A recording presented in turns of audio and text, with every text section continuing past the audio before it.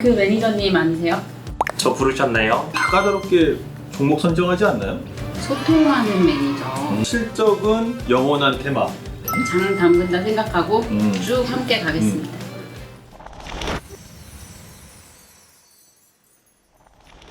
사장님, 요즘 시장이 여기를 봐도 별로고 저기를 봐도 별로고 어디 투자해야 될지 전혀 방향을 못 잡겠어요. 진짜 네, 나도 모르겠어. 그야말로 진짜 망망대해에 떠 있는 느낌이랄까. 망망대해라고 이야기하니까 딱 생각나는 게 있는데 네. 내비게이터 펀드. 들어봤어? 내비게이터라는 이름은 많이 들었는데 사실 어떤 특징이 있는 펀드인지는 제가 전혀 아는 게 없거든요. 그러면 네. 이참에 매니저님 한번 불러볼까? 아, 완전 좋죠. 매니저님, 매니저님, 매니저님. 저 부르셨나요? 오늘도 세 가지 고민 들어드릴게요. 저번에 오셨던 그 매니저님 아니세요? 네, 맞습니다. 이야. 오랜만에 뵙습니다. 오랜만입니다. 나리들이 그 네. 삼성그룹 펀드 환매 안 하고 있지? 아, 그럼요. 그렇게 설명을 들었는데 어떻게 환매를 그래. 합니까? 장 담근다 생각하고 쭉 함께 가겠습니다.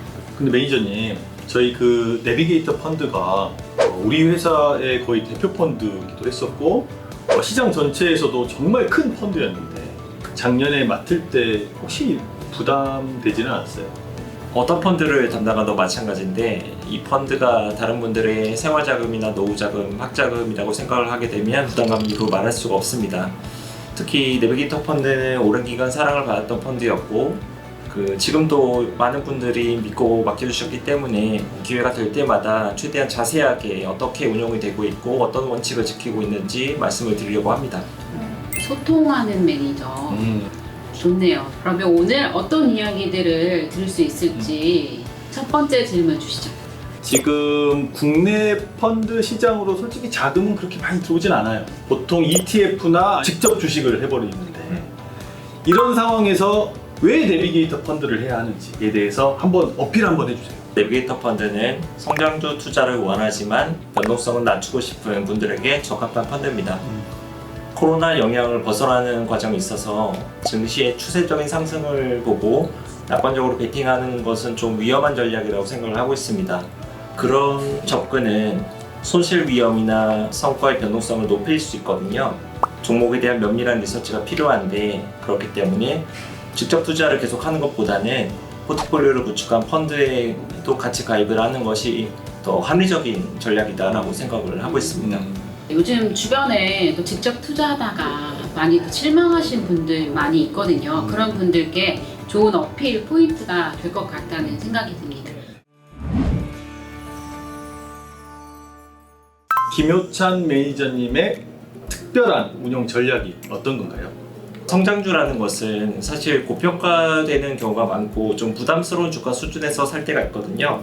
그렇기 때문에 주가 변동성이 커지기도 하고 만약에 판단이 틀렸을 때 감내하기 어려운 수준까지 손실 위험이 생길 수가 있어서 반드시 다른 전략들보다 훨씬 더 까다로운 종목 선택 기준이 필요하다, 그렇게 생각하고 있습니다. 모든 매니저들이 다 그렇게 까다롭게 종목 선정하지 않나요? 저는 성장주에 퀄리티라는 개념을 추가해서 조릅니다. 퀄리티 성장주들은 세 가지 특징이 있다고 생각을 하고 있습니다. 첫 번째는 실적의 안정성인데요.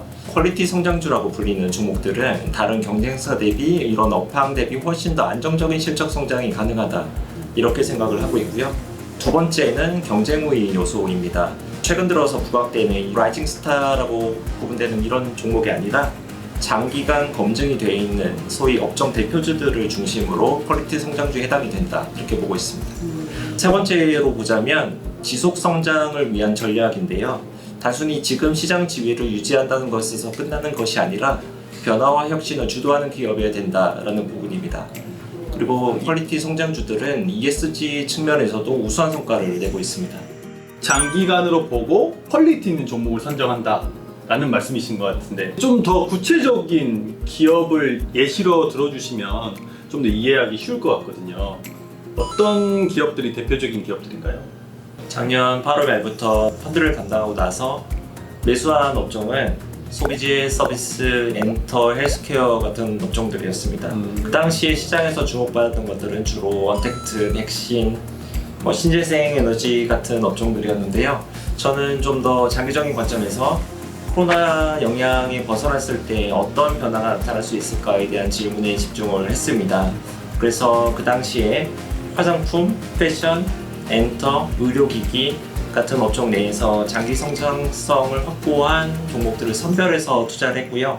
실제로 그 이후로 올해 들어서 성과 기여도가 높은 종목들은 시가총액 기준으로 하이브, FNF, 오스템 임플란트, 아프리카 TV, 메가스터디 같은 종목들이었습니다.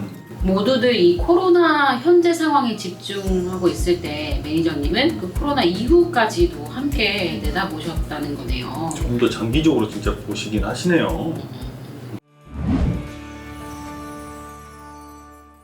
살짝 아쉬운 거는 그래도 단기간에 굉장히 좋은 실적을 내는 기업들도 분명히 있잖아요. 그런 기업들도 잘 넣었다가 적절한 시기에 이렇게 빼면 치고 빠지기. 네, 치고 빠지면 펀드에 분명히 긍정적인 기여를 그렇지. 하지 않을까라는 생각이 드는데 굳이 그런 기업들을 배제하는 이유가 있나요? 주가는 장기적으로 실적에 동행을 하게 돼 있지만 단기적으로는 수급이나 정책 스탠스나 아니면 투자 심리 때문에 너무나 많은 변수들에 노출이 돼서 움직이거든요. 그렇기 때문에 체계적인 분석이 이루어지기도 어렵고 성공을 유지하기도 어려운 전략이라고 생각을 하고 있습니다.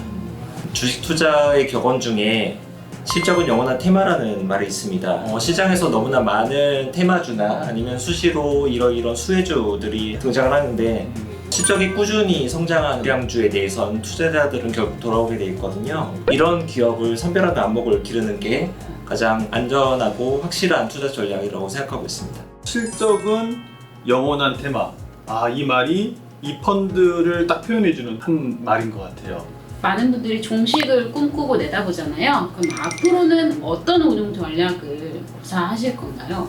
업종 배분 측면에서 큰 틀은 유지할 생각을 하고 있습니다. 다만 성장성이 지속될 수 있느냐 여부에 따라서 종목을 좀 선호해야 된다고 생각을 하고 있어서 가지고 있는 종목군을 압축하려고 계획을 하고 있습니다. 오늘 처음에 약속하신 것처럼 이야기 보따리 많이 풀어주셔서 감사합니다. 저는 오늘 3가지 고민을 들려드렸으니 이제 가보겠습니다. 나리들이 어땠어? 오늘 이렇게 얘기를 들어보니까 이런 펀드 하나쯤 들고 있으면 오랫동안 마음 편안하게 투자할 수 있을 것 같아요. 그래. 여러분, 저희 한국투자 내비게이터 펀드에 대해서 궁금한 점이 있으시면 아래 댓글창에 남겨주세요. 저희가 다음 영상에서 궁금증을 더 해결해 드리도록 하겠습니다. 그러면 다음 시간에 또 만나요.